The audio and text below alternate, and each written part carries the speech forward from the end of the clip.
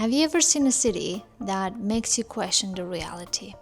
30 million people live in this city. The subway runs on the 7th floor of a building. The hot pot is so spicy that your lips go numb. And this city is Chongqing, a city built on mountains where even the Google Maps gets confused.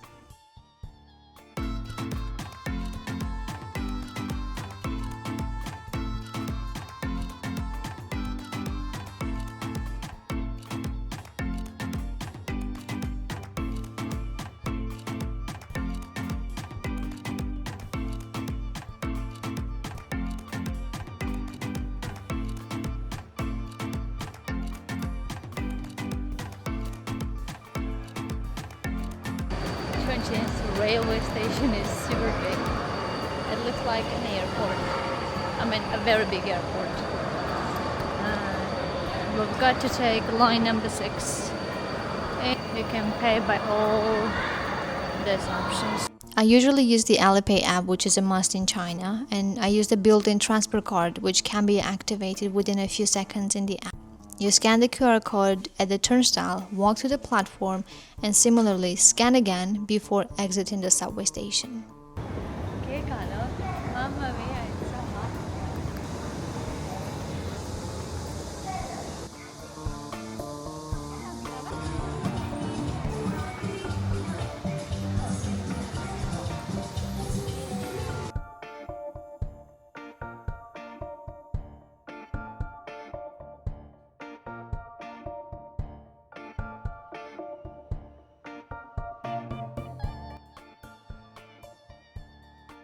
From up here at Nanshan Park, you can see why they call it the mountain city.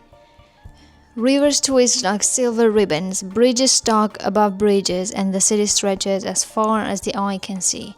You can feel the energy of millions of people living, working, and moving in this extraordinary landscape.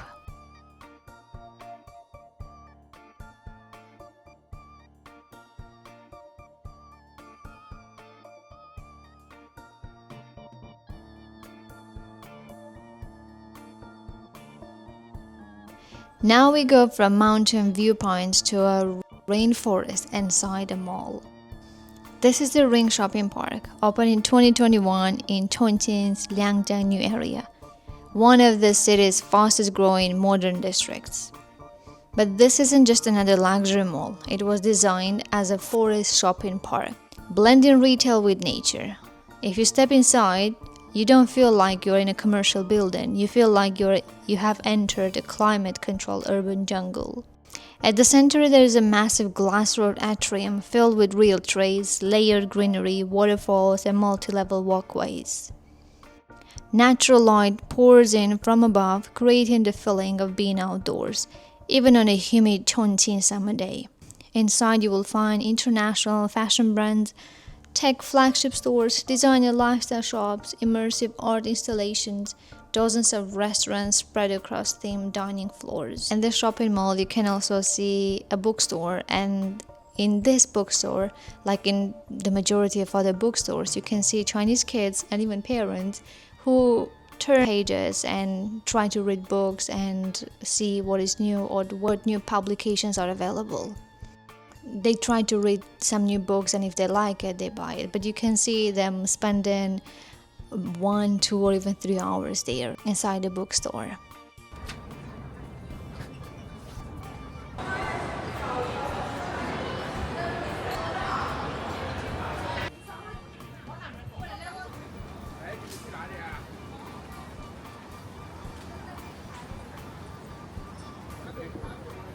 The Liberation Monument is in the heart of the city. It was originally built in 1940 during World War II.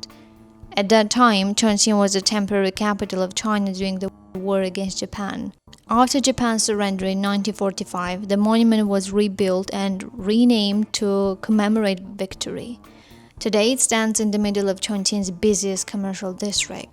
There are a lot of skyscrapers, luxury brands, LED screens, but in the center, there is the history. This area is often compared to Times Square, but, with deep wartime history beneath it.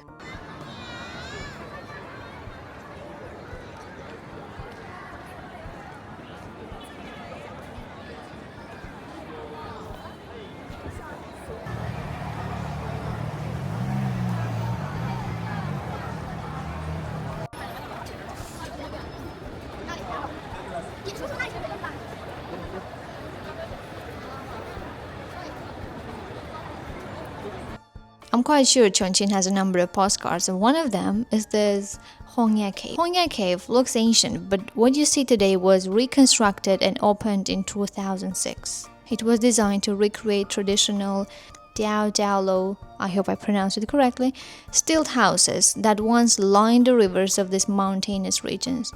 And the locations, that's the real drama. It's built directly into a steep riverside cliff along the Jialing River, dropping vertically for about 75 meters. The complex has 11 levels, stacked down the cliff face. And here is the mind-bending Chongqing detail. You enter from street level, but depending on which side you come from, you might actually be on the first floor or the 11th. And inside you will find a lot of traditional snacks. There's a snack street. You can try spicy skewers and handmade rice cakes.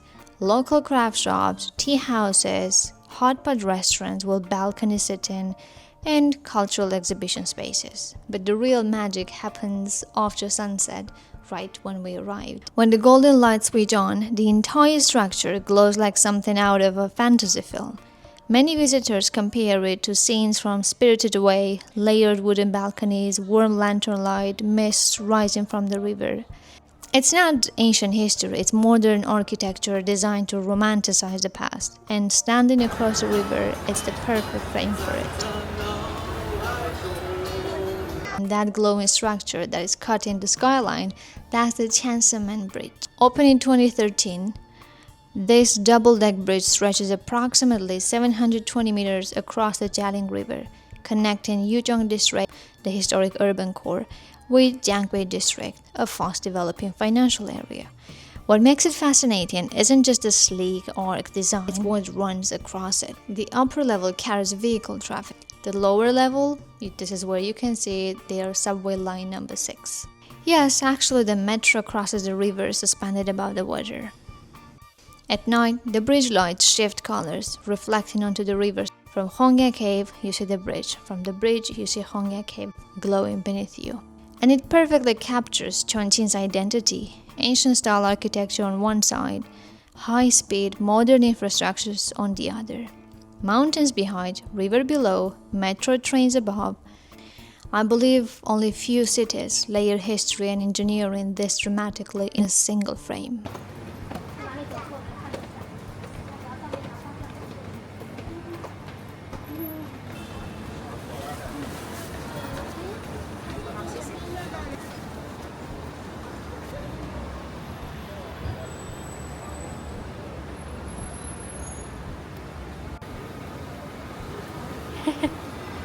Now we are at the Quisin, dedicated to Quisin, the god of exams and literature in Chinese folklore. The original tower was built in 1725 during the Qin dynasty, rebuilt in the 1990s, and completed in its current form in 2003. What's fascinating about Quisin Tower and very Chongqing is its geography. From one side, it looks like a normal plaza, but walk around and suddenly you are on the 22nd floor. And Kuixing Tower became famous online because it visually explains Chongqing better than any other documentary could. No fancy CGI needed, just walk to the edge and tilt your camera down. That moment when people realize they are standing on a rooftop, but it feels like street level. That's when Chongqing officially breaks their sense of logic. This place represents something bigger. Chongqing isn't designed horizontally. It's layered. Roads above roads, buildings on top of buildings, ground floors that aren't actually ground. If cities were two-dimensional maps, Chongqing would refuse to cooperate. It's three-dimensional urban chaos, and Kuixing Tower is a perfect physical example of that. So if you ever visit Chongqing and feel lost, and if Google Maps say you have arrived but you are 15 floors too high, if you walk into what feels like a plaza and realize you are standing on top of a skyscraper, don't panic, you are not lost, you are just in Chongqing. And this is Quisin Tower.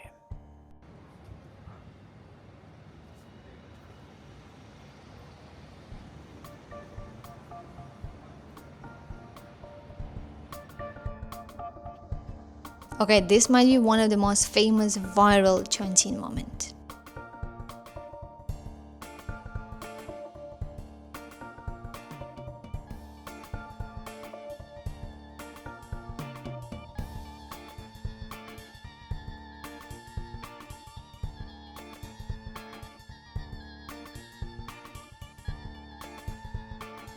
This is Liziba Station, opened in 2004 as part of Chongqing Rail Transit Line 2. And yes, the train runs directly through a residential building. The building was specially designed to integrate the monorail. The train passes through the 6th to 7th floors, so it's basically on the 7th floor. It's not loud either. Some locals say that it just sounds like a dishwasher.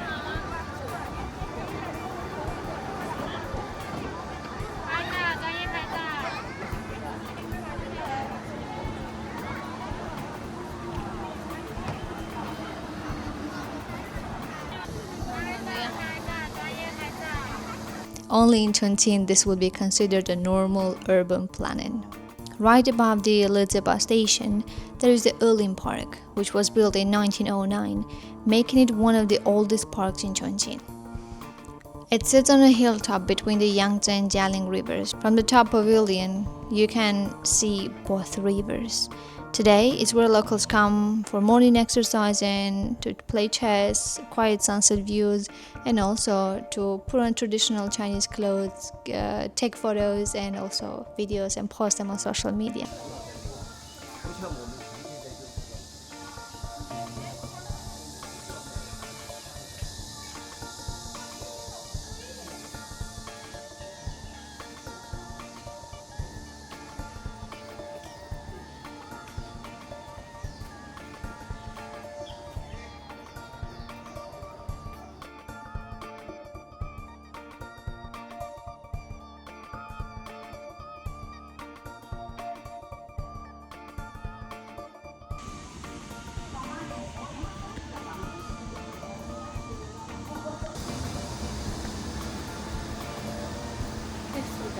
There is a village right next to Chongqing. There is a subway line that connects you to that village, and it's called Ciqikou Ancient Town, with origins dating back over 1,000 years during the Song dynasty. It became famous during the Ming and Qing dynasties as a porcelain trading port. That's actually where the name comes from. Ciqi means porcelain. The narrow streets are lined with traditional tea houses, local snack vendors, hand-pulled sugar candy makers, Sichuan opera performers. It's touristy actually. A lot of the buildings have been built to attract tourists. However, they preserve the ancient style. And when you enter there, you feel like you stepped into the past. In a lot of cities in China, including Chongqing, you can also find little shops where ear cleaning services are offered. No, my ears are clean. I mean, they literally send a camera into your ear and you can see what's inside. Just because I didn't want to be aware of the earwax I had in my ear, I just didn't want to try it, and I've never tried that before. So, I'm not ready for it yet.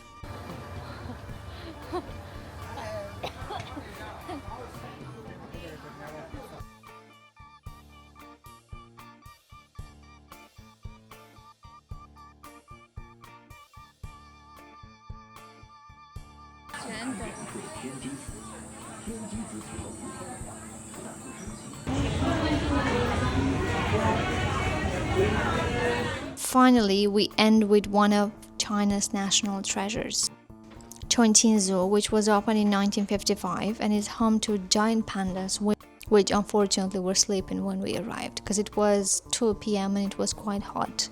Home to giant pandas and one of the largest panda populations outside Chengdu. Pandas are native to China and once faced extreme endangerment, and thanks to observation programs, their status improved from endangered to vulnerable in 2016.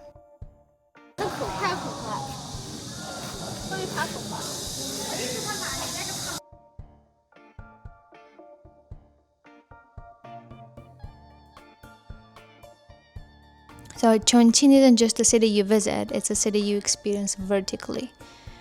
Up, down, across bridges, through buildings, along rivers. It's layered, it's chaotic, it's historic, and it's futuristic. And somehow, it all works.